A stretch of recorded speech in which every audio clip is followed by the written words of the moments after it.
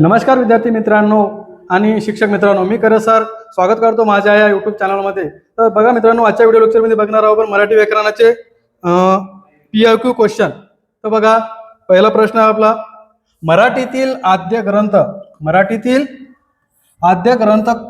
कोणता आणि कोणी लिहिला. ठीक आहे, तर मराठीतील आद्य ग्रंथ आहे विवेक सिंधू. याचं योग्य उत्तर आहे विवेक सिंधू. याचे लेखक आहेत मुकुंदराज. काय कोणते लेखक आहे? मुकुंदराज हा मराठीतील आद्य ग्रंथ आहे मित्रांनो. त्यानंतर ज्ञानेश्वरी बघा, ज्ञानेश्वरीचे लेखक पहा आपण, संत ज्ञानेश्वर. सर्वांनाच माहित आहे, काय वेगळं सांगायची गरज नाही.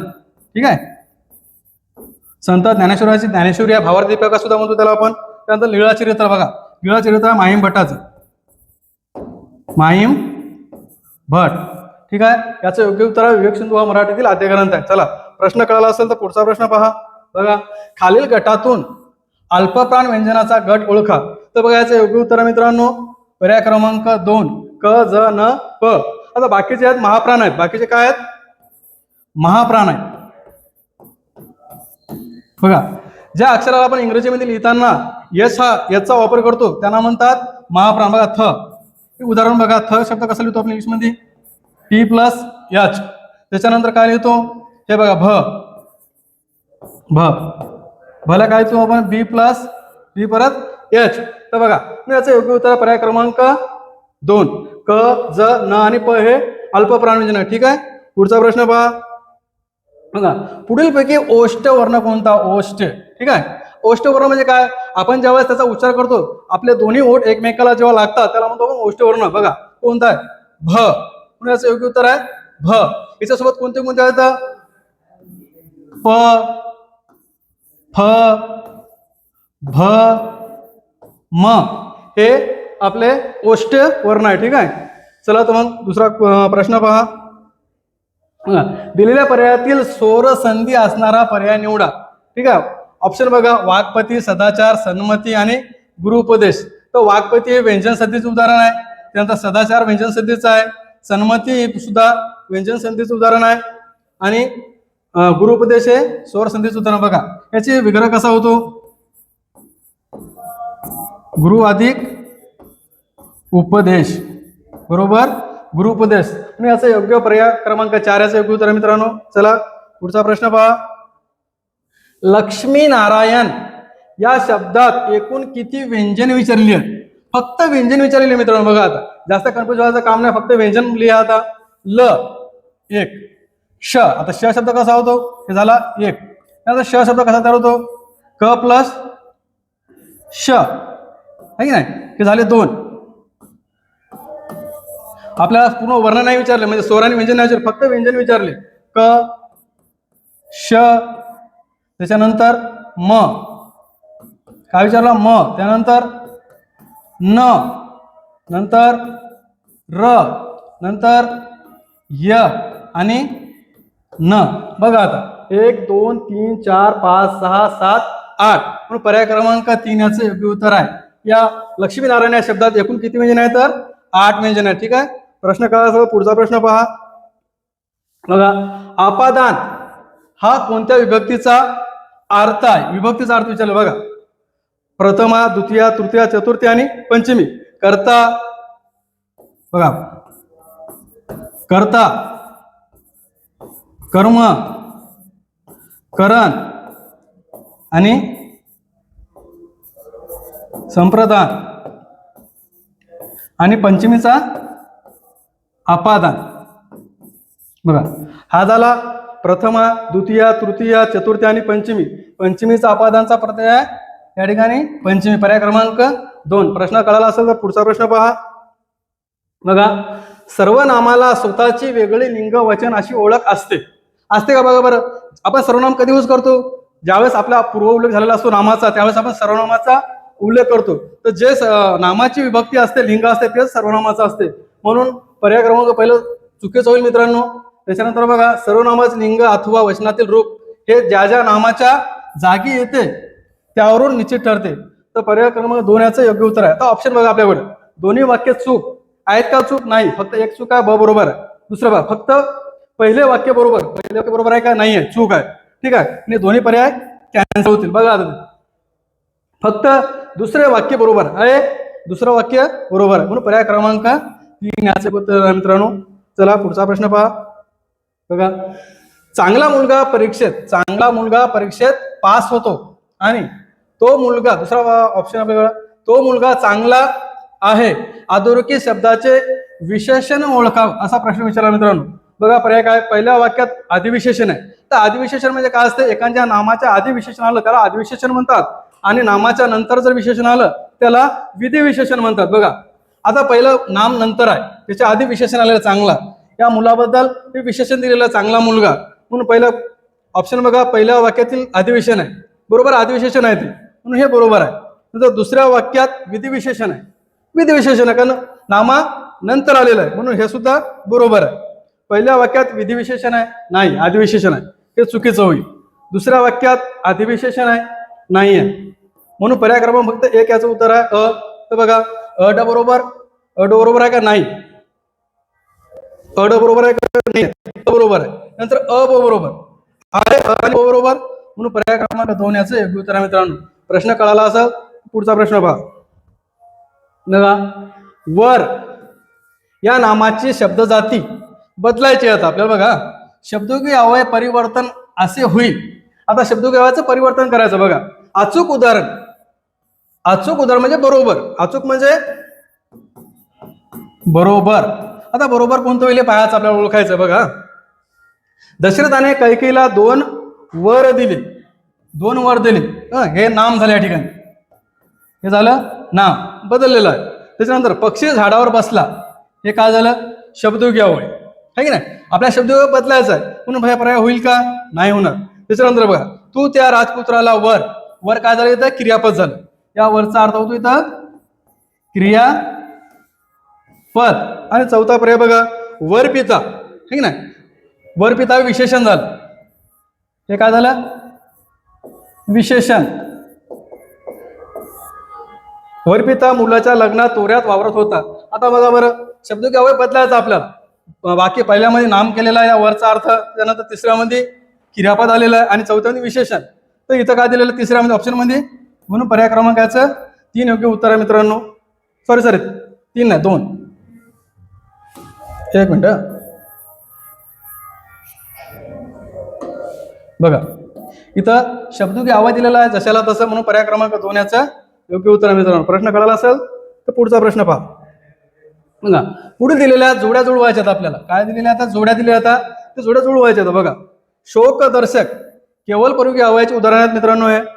आता शोकदर्शक म्हणजे काय होईल, बघा अरे रे, जेव्हा काय आपल्याला जखम होते, काय लागते, तेव्हा काय म्हणतो आपण, अरे रे, आगाई, ऐक, आईचं नाव आपल्या तोंडातून अचूक निघते, म्हणून याच्या जोडीमध्ये शोकदर्शक, अरे रे, ऐक, की नाही, आगाई. त्यानंतर प्रशंसादर्शक म्हणजे आपण कोणातरी प्रशंसा वाहवा करतो, त्यावेळेस कोणते शब्द येईल, शाबास, वाह, 1 नंबर असं म्हणतो की नाही आपण. बघा प्रशंसादर्शक आहे, शाबास, वाहवा. त्यानंतर संमतीदर्शक, काहीतरी आपल्याला संमती द्यायची आहे, काय करतो आपण, ठीक आहे, बरं आहे, ओके आहे, असं म्हणतो की नाही. तर बघा संमतीदर्शक हा, जी, ठीक आहे. त्याच्यानंतर बघा आश्चर्यदर्शक काय होईल, आबाब, बापरे, अरेच्छा असं म्हणतो की ना आपण. बापरे किती मोठी इमारत आहे, बापरे किती मोठा पर्वत आहे असं म्हणतो ना. तर बघा आश्चर्यदर्शक होईल आबाब, बापरे आणि अरेच्छा. आता पर्याय बघा आपल्या समोर काय आहे, एकचं आपल्याला बघायचं आहे, शोकदर्शकचं 3 होईल. कुठं आहे एकचं 3, 4 ऑप्शनला. बस काय पाहायचं काम आहे का आपल्याला नंतर, नाही. पर्याय क्रमांक 4 याचं योग्य उत्तर आहे मित्रांनो. ठीक आहे, प्रश्न कळायचा. पुढचा प्रश्न पहा. पानसाप, सॉरी कटला इथं, पानसाप या सामासिक शब्दातील समासाचे नाव ओळखा. आता बघा याची फोड काय होईल, पाण्यातील साप, है की नाही. पाण्यातील साप कोणती विभक्ती लागलेली आहे, तर सप्तमीचा प्रत्यय लागलेला 3, है की नाही. तर बघा पर्याय क्रमांक 3 याचं योग्य उत्तर मित्रांनो, सप्तमी तत्पुरुष समास. तत्पुरुष समासाचे उदाहरण आहे पानसाप आणि सप्तमी तत्पुरुष समास होईल. ठीक आहे, प्रश्न कळा असं. पुढचा प्रश्न पहा. बघा खालील दिलेल्या उदाहरणातून कृदंत्य तत्पुरुष समासाची उदाहरणे असलेला पर्याय निवडायचा आपल्याला. बघा कृदंत्य तत्पुरुष समास, त्याचं योग्य उत्तर आहे मित्रांनो 4. ग्रंथकार, कुंभकार, शेतकरी, कामकरी. याचा आपण कसा वापर करतो, शेतकरी म्हणजे काय, शेती करणारा, याला क्रियापद म्हणून आपण वापरू शकत नाही. कृदंत्य सर्व कुंभकार, की नाही. मडकी घडवणारा कुंभकार म्हणतो, ग्रंथकार ग्रंथ लिहिणारा, त्यानंतर कामकरी काम करणारा, म्हणून याला कृदंत तत्पुरुष समास असे म्हणतात. बाकीचे बघा आता क्रीडांगण, ऋणमुक्त, राजपुत्र, घर जावई, हे तत्पुरुष समासाचे उदाहरण आहे. ठीक आहे. त्याच्यानंतर बघा मूकचंद्र, हे कर्मधारी समासाचे तत्पुरुष समासाचे प्रकार आहेत. कर्मधारी तत्पुरुष समासाचे उदाहरण आहे. त्यानंतर दररोज, दरमजल, हे अव्ययीभाव समासाचे उदाहरण आहे. अव्ययीभाव. तर आपल्याला विचारलेलं आहे कृदंत तत्पुरुष समास, याचा योग्य उत्तर पर्याय क्रमांक 4. ठीक आहे. प्रश्न कळाला असेल तर पुढचा प्रश्न पहा. बघा, आशा बगे यांची साहित्य अकादमी पुरस्कृत कादंबरी कोणती? याचं योग्य उत्तर आहे मित्रांनो भूमी. ठीक आहे. बाकीचे बघा बारोमासी सदानंद मोरे यांचे, सदानंद देशमुख यांचे, सदानंद देशमुख यांची कादंबरी आहे बारोमास. हिला सुद्धा साहित्य अकादमीचा पुरस्कार मिळालेला आहे.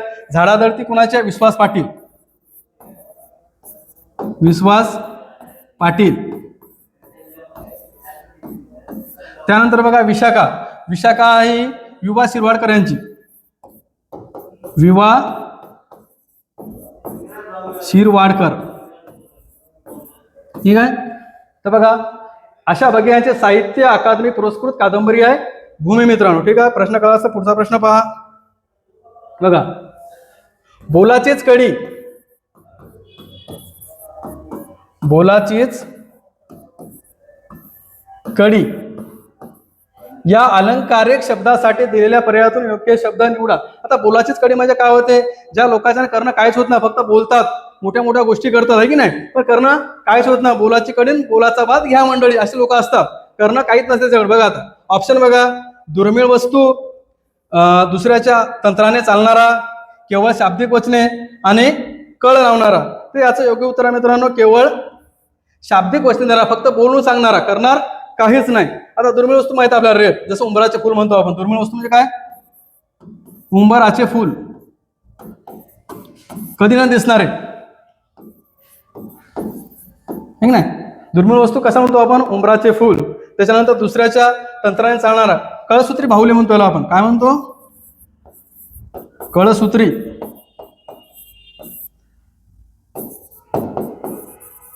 बाहुले, दुसऱ्याचे विचार ऐकून चालणारा. त्याच्यानंतर कळ लावणारा, नारद म्हणतो ना आपण, कळ लावणारा, इकडची भांडणं तिकडं करणारा, त्याला म्हणतो कळ लावणारा, नारद. ठीक आहे.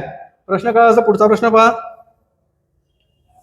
कपिला षष्टीचा योग या शब्दसमूहाचा नेमका अर्थ पुढीलपैकी कोणता होतो? बघा, फारच दुर्मिळ योग होतो, बरोबर आहे, फारच दुर्मिळ योग आहे. त्याच्यानंतर पुष्कळ काळाने येणारी संधी, याला सुद्धा म्हणू शकतो आपण कपिला षष्टीचा योग. नंतर अपूर्व अशी घटना, म्हणजे अशी घटना कधीच नाही घडली, काय कधीच होते एखाद्या वेळेस, त्याला म्हणतात अपूर्व अशी घटना, फार दुर्मिळ घटना आणि पुष्कळ काळाने येणारी संधी. म्हणून वरील तिन्ही पर्याय बरोबर आहे मित्रांनो. ठीक आहे. पुढचा प्रश्न पहा. पाचामुखी परमेश्वर, पाचामुखी परमेश्वर या म्हणीचा योग्य अर्थ कोणता? तर बघा, 5 लोक बोलतात तेच खरे होईल का? नाही. पुष्कळ लोक बोलतात ते खरे, आपण म्हणतो ना ऑडियन्स पोल, कोण बनेगा करोडपती, म्हणून याचा पर्याय क्रमांक 2 याचं योग्य उत्तर आहे मित्रांनो. त्यानंतर बघा, काही लोक जे बोलतात ते खरे, नाही, काही लोक नाही. खूप जास्त लोक जे बोलतात ते खरं, ऑडियन्स पोल म्हणतो आपण त्याला. पंचलोक नाही, म्हणून फक्त पर्याय क्रमांक ब याचं योग्य उत्तर आहे मित्रांनो. बघा आता फक्त अ बरोबर नाही, हे सुद्धा या ठिकाणी कॅन्सल होईल. फक्त पर्याय अ आणि बरोबर, अ आणि नाही, अ आणि ब सुद्धा होणार नाही. अ आहे, ब अ चुकीचं आहे, ब बरोबर, हे सुद्धा होणार. नंतर बघा फक्त पर्याय ब बरोबर आहे का? पर्याय ब बरोबर आहे, म्हणून पर्याय क्रमांक 3 याचं योग्य उत्तर मित्रांनो. ठीक आहे. प्रश्न समजला असेल तर पुढचा प्रश्न पहा.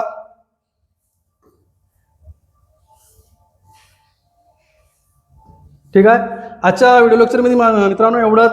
आजचा व्हिडिओ लेक्चर आवडला असेल तर माझ्या चॅनलला सबस्क्राईब करा, शेअर करा आणि लाईक करा. धन्यवाद.